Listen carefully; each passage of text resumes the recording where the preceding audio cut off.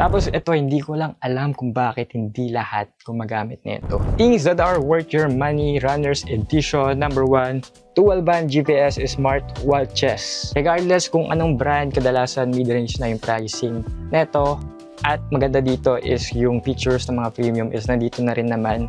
Tapos yung performance niya compared doon sa mga mas mabababang tier or entry-level smartwatches. Pati na rin yung mga fitness trackers lang is mas maganda siya. Night and day yung performance. Kaya very worth it yung investment sa mga ganito. Next is compression garments. So, di siya gimmick. Talaga nakakatulong siya sa performance mo. Mas komportable, mas magaan, mas mabilis matuyo, at nakakaiwas ka sa chafing. Next is a shoe rotation.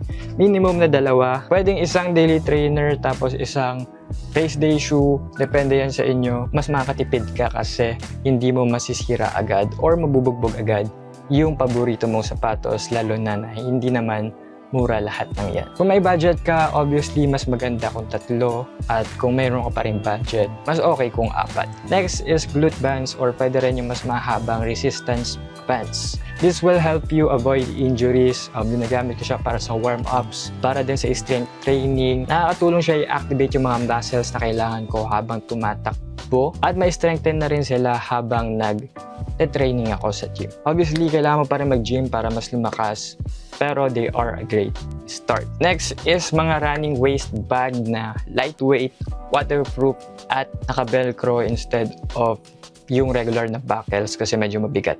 Yun. Hindi naman lahat tayo is may luxury na mag-iwan na lang ng cellphone sa kotse or mag-iwan na lang ng cellphone sa bahay. Or hindi rin naman lahat tayo may luxury na meron tayong tagadala na may nagpa-pay sa atin na biker or rider, di ba? So nakakatulong na mayroon tayong dalang cellphone for emergency purposes, at minsan kailangan mo lang mag-reply sa Viber or sa MS Teams. So yun, it's a great help. Tapos meron pa siyang additional pockets para sa pera, tapos lalagayan din ng gel at nung water mo. Syempre nandyan yung running belts, gels, vitamins and supplements, tapos protein powder para sa mga strength session mo and hard sessions mo.